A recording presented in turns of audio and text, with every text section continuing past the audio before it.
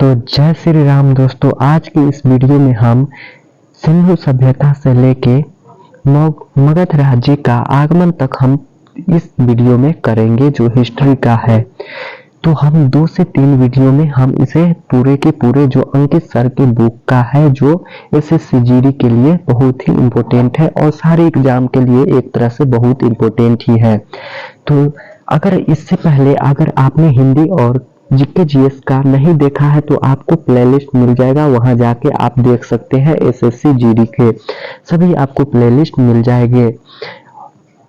अगर आपने इसको सब्सक्राइब नहीं किया है तो सब्सक्राइब जरूर कर ले। चलिए आगे बढ़ते हैं हमारा फर्स्ट क्वेश्चन की ओर। तो हमारा है इतिहास के जनक किसे कहा जाता है? इतिहास के जनक हेरोडोटस को है। इन्होंने हिस्टोरिका नामक पुस्तक लिखी थी। इतिहास के जनक हेरोडोटस, इन्होंने हिस्टोरिका नामक पुस्तक लिखी है। अगला है हमारा प्राग ऐतिहासिक काल। वह काल, प्राग ऐतिहासिक काल किसे कहते हैं? वह काल जिसके लिए कोई लिखित सामग्री उपलब्ध नहीं है और जिनमें मानव का जीवन अपेक्षाकृत पूर्णतः संभव नहीं था, प्राग ऐतिहासिक काल कहलाता है।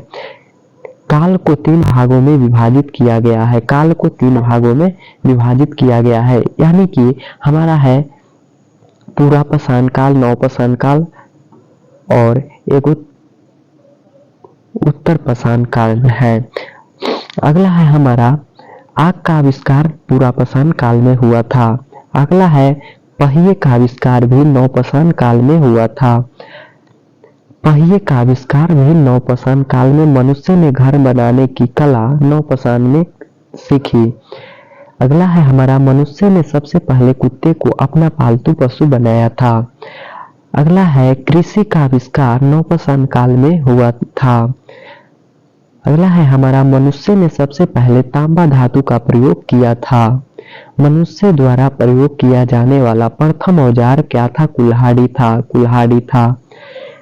कृषि का प्रथम उदाहरण मेहरगढ़ से प्राप्त हुआ, यह वर्तमान में पाकिस्तान में है। अगला है हमारा, आगे बढ़ते हैं। अगला है हमारा भारतवर्ष। भारत शब्द का सर्वप्रथम उल्लेख हाथी गुफा अभिलेख में मिलता है।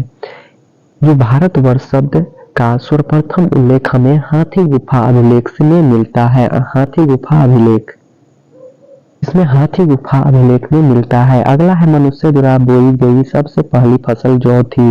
मनुष्य द्वारा बोई गई सबसे पहली फसल जौ थी। अगला है प्रमुख वेद। भारत में सबसे प्राचीन वेद, वेद का शाब्दिक अर्थ है ज्ञान है। सबसे प्राचीन यानी सबसे पुराना वेद है जो वेद है।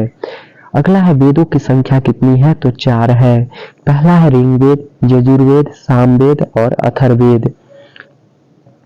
आगे हमारा है ऋग्वेद सबसे प्राचीन।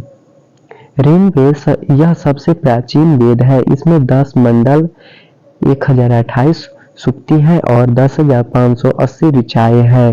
ये भी एसएससी जीडी के परीक्षा में पूछा है। ऋग्वेद मंत्रों की समूह को सूक्ति कहते हैं। ऋग्वेद मंत्रों के समूह को क्या कहते हैं? सूक्ति कहते हैं। ऋग्वेद की 5 शाखाएं हैं। ऋग्वेद की कितनी शाखाएं हैं?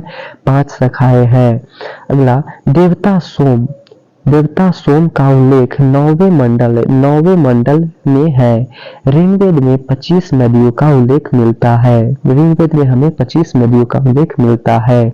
आगे है गायत्री मंत्र जिसकी रचना ऋषि विश्वामित्र ने की थी, उसका उल्लेख ऋग्वेद के 3रे मंडल में है। अगला है हमारा ऋग्वेद के 7वें मंडल में राजा सुदास तथा 10 राजाओं के बीच युद्ध का वर्णन है। इस युद्ध में राजा सुदास को जीत हुई तथा यह युद्ध पुरुषनी नदी जो वर्तमान में रावी नदी के तट पर लड़ा गया था। रावी नदी हमारा पाकिस्तान में हो जाता है, रावी नदी। अगला है हमारा यजुर्वेद। यह वेद गद व पद दोनों में लिखा जाता है। यजुर्वेद हमारा जो है वो गद में और पद में दोनों में लिखा जाता है। अगला है हमारा सामवेद। इस वेद में संगीत की जानकारी मिलती है, इसलिए इसे हम संगीत के पितामह भी कहते हैं या संगीत के पिता या माँ या भारतीय संगीत का जनक भी कहते हैं। अगला है, यह सबसे छोटी वेद है। जो हमारा सबसे छोटा वेद सामवेद है। इसमें धुनों और मंत्रों संगीत का संग्रह है। ये भी हमारा जनवरी में पूछा गया, 2023 में है। अगला हमारा अथर्ववेद। यह वेद सबसे बाद में लिखा गया था, अथर्ववेद। इसमें आधुनिक वेद भी कहते हैं, इसको आधुनिक वेद भी कहते हैं। इस वेद में जादू टोना, मंत्र तंत्र, चिकित्सा, विवाह, लौकिक जीवन का उल्लेख है। अगला है हमारा अथर्ववेद को ब्रह्मवेद भी कहते हैं, बाह्य वेद भी कहते हैं।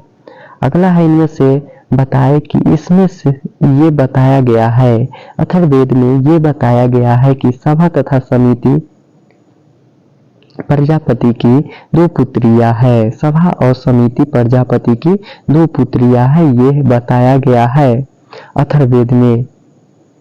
हमारा अगला है क्वेश्चन, वेदों की कुल संख्या 6 है।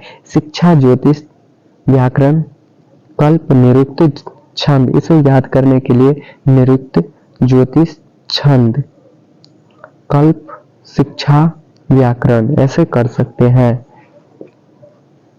अगला है, पुराणों की कुल संख्या कितने हैं? 18 है। पुराण के रचयिता कौन है? लोमहर्ष व उनके पुत्र उग्रश्रवा है। पुराणों में सबसे प्राचीन एवं प्रमाणिक पुराण मत्स्य पुराण है। आगे है हमारा वर्तमान उपरवध पुराण गुप्त काल के आसपास के है। गुप्त काल के आसपास के है पुराण। विष्णु पुराण का संबंध मौर्य वंश से है और मत्स्य पुराण का संबंध सातवाहन वंश से है और वायु पुराण का संबंध गुप्त वंश से है। अर्थशास्त्र के लेखक चाणक्य है। इसे विष्णुगुप्त या कौटिल्य भी कहा जाता है के नाम से भी जाना जाता है। यह अर्थशास्त्र पुस्तक मूलतः राजनीतिक से संबंधित शास्त्र है। इसमें मौर्यकालीन इतिहास का उल्लेख है। अगला है राजतरंगिणी पुस्तक के लेखक कल्हन है। इस पुस्तक में कश्मीर के राजाओं का इतिहास वर्णित है। कश्मीर के क्या राजाओं का इतिहास वर्णित है। आगे है हमारा अष्टाध्याय पुस्तक के लेखक पाणिनि है। यह संस्कृत व्याकरण की पुस्तक है। आगे है सबसे प्राचीन स्मृति मनु स्मृति है। सबसे प्राचीन स्मृति क्या है? मनु स्मृति है। इसके लेखक मनु है। आगे है जैन साहित्य को आगम कहा जाता है। जैन साहित्य को आगम कहा जाता है। आगे है हमारा जैन धर्म का प्रारंभिक इतिहास कल्पसूत्र नामक पुस्तक में वर्णित है। यह भद्रबहु ने लिखी है। जैन धर्म का प्रारंभिक इतिहास कल्पसूत्र नामक पुस्तक में वर्णित है। यह भद्रबहु ने लिखी थी। आगे हमारा देखते हैं जातक कथाएं बौद्ध धर्म से संबंधित है। जातक कथाएं यानी जातक एक कथा है जो बौद्ध धर्म से संबंधित है। इसमें है जो महात्मा बुद्ध के जीवन की कहानी है। जातक जो पुस्तक है उसमें महात्मा बुद्ध की कहानी दर्शाई गई है। अगला है भारत का सबसे प्राचीन नगर मोहनजोदड़ो था, जिसे मृतकों का क्या टीला भी कहा जाता है। और सबसे बड़ा स्नानागार कौन सा है वो आप कमेंट कीजिए। आगे है हमारा सिंधु घाटी या हड़प्पा सभ्यता। सिंधु घाटी या हड़प्पा सिंधु घाटी सभ्यता काल 2500 ईसा पूर्व से 1750 ईसा पूर्व था। हड़प्पा टीलों का सर्वप्रथम उल्लेख 1826 ईस्वी में चार्ल्स मैसेंजर के द्वारा किया गया था और हड़प्पा संस्कृति को कांस्ययुगीन सभ्यता भी कहा जाता है। हड़प्पा संस्कृति को क्या कांस्ययुगीन सभ्यता भी कहते हैं। आगे है हमारा आगे है सिंधु घाटी सभ्यता की खोज राय बहादुर दयाराम साहनी ने की थी, जो 1921 ईस्वी में किया था। इस सभ्यता के मुख्य निवासी द्रविड़ तथा भूमध्य सागरीय थे। यह एक नगरीय सभ्यता है। सिंधु सभ्यता हड़प्पा सभ्यता एक नगरीय सभ्यता है। सिंधु सभ्यता का प्रमुख बंदरगाह लोथर को माना जाता है। लोथर को सिंधु सभ्यता का प्रमुख बंदरगाह कहाँ है? लोथर को माना जाता है। लोथर कहाँ है? तो गुजरात में है। अगला है बंदरगाह हम किसी कहीं जहाज आ रुकता है उसी को हम बंदरगाह कहते हैं। आगे है सिंधु सभ्यता की लिपि भावात्मक चित्रात्मक थी। सिंधु सभ्यता की लिपि कैसी थी? भावात्मक और चित्रात्मक थी। यह लिपि दाएं से बाएं लिखी जाती थी। दाएं से बाएं लिखे जाते थे सिंधु सभ्यता की लिपि।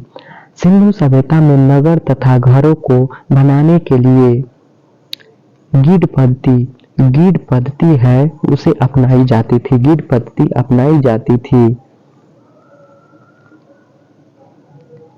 आगे हमारा है क्वेश्चन, सिंधु समाज मातृसत्तात्मक था। सिंधु समाज कैसा था? मातृसत्तात्मक था। और उसी में पूछेगा उत्तर पाषाण काल या उत्तर पूरा पाषाण काल, ये सब भी मातृसत्तात्मक थी। अगला है हमारा मोहनजोदड़ो से एक कांसे की मूर्ति नर्तकी मिली थी। मोहनजोदड़ो से कांसे की एक मूर्ति मिली थी और वो नर्तकी थी। जूते हुए खेत है जो कालीबंगन से प्राप्त हुए थे। नक्शादीदार ईंटों के प्रयोग के साक्ष्य भी कालीबंगन से मिले हैं। नक्शादीदार ईंटों के प्रयोग या जोता हुआ हल भी कालीबंगन से मिले थे। आगे हमारा है सिंधु सभ्यता के प्रमुख स्थल कौन कौन से हैं? हड़प्पा है जो पाकिस्तान में है, जो रावी नदी के किनारे है, इसकी खोज 1921 में हुआ था।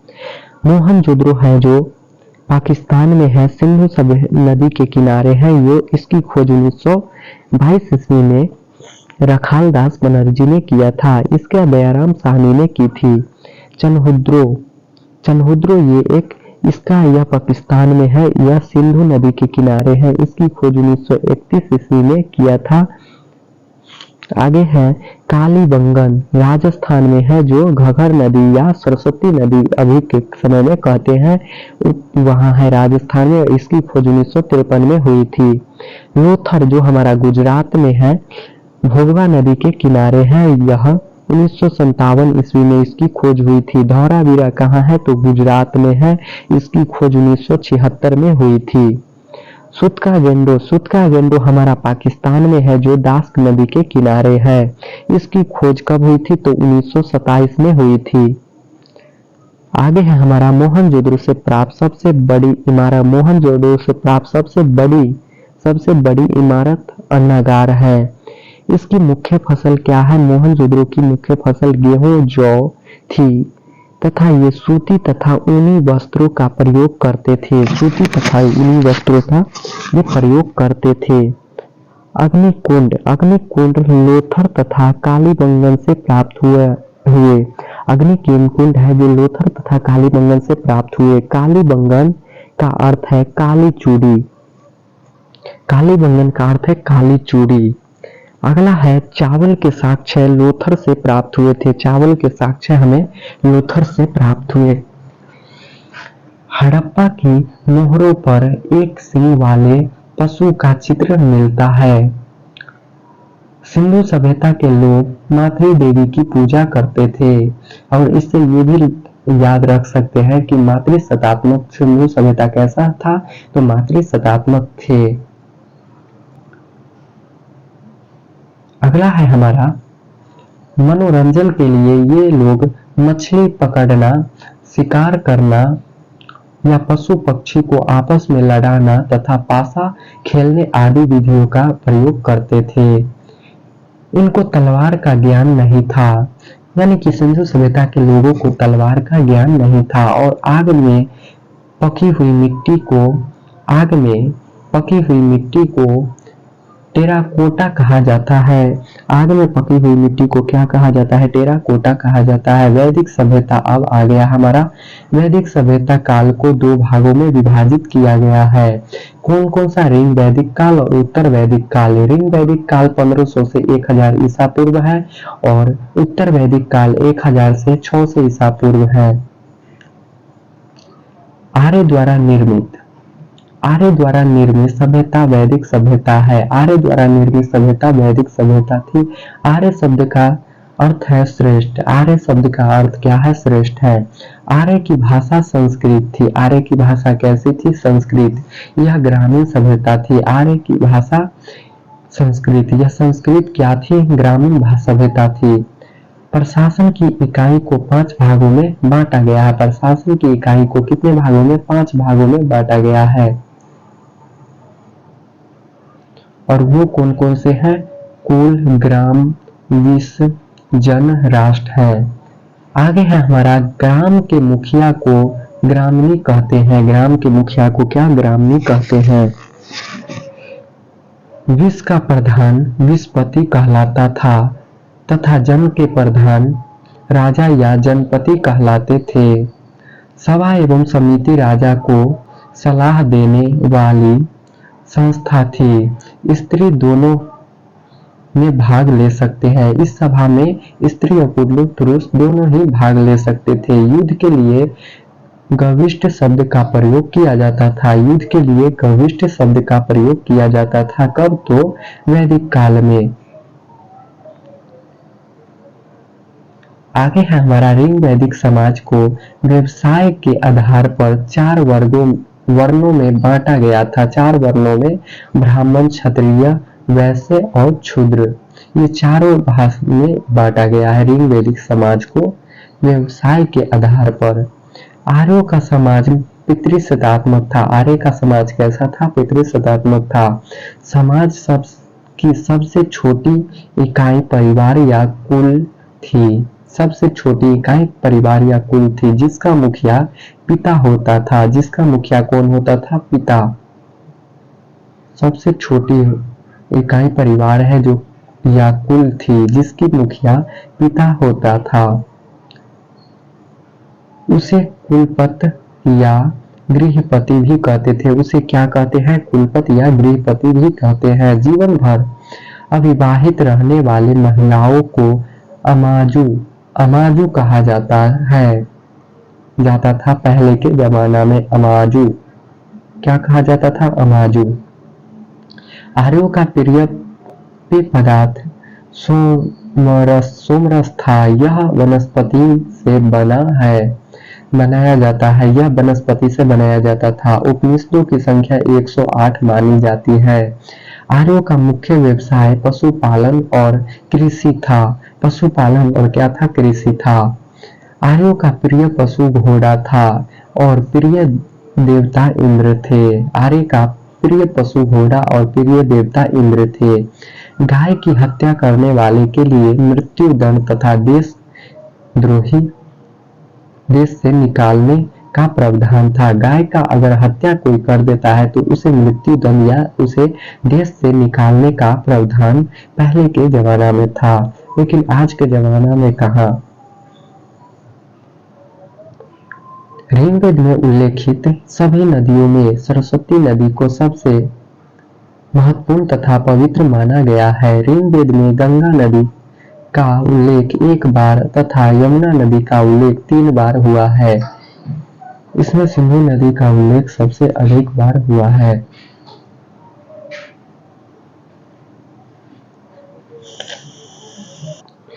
और आज के लिए इतना ही। मिलते हैं अब अगले वीडियो में। अगर आप इसका पूरा क्लास देखना चाहते हैं तो आपको करना क्या है? आपको चैनल में जाना है। वहां पे आपको प्लेलिस्ट आपको मिल जाएगा। एसएससी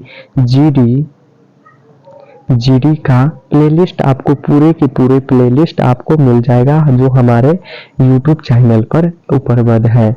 तो वहां से आप प्लेलिस्ट देख सकते हैं। इसके सारे वीडियो आपको मिल जाएंगे। हिंदी के सारे वीडियो, मैथ के सारे वीडियो और रीजनिंग के सारे वीडियो आपको हमारे चैनल पे मिल जाएंगे, जो अंकित भाटी सर के बुक का ऑल सॉल्यूशन है। तो जाइए और देखिए। तब तक मिलते हैं अगले वीडियो में। जय श्री राम।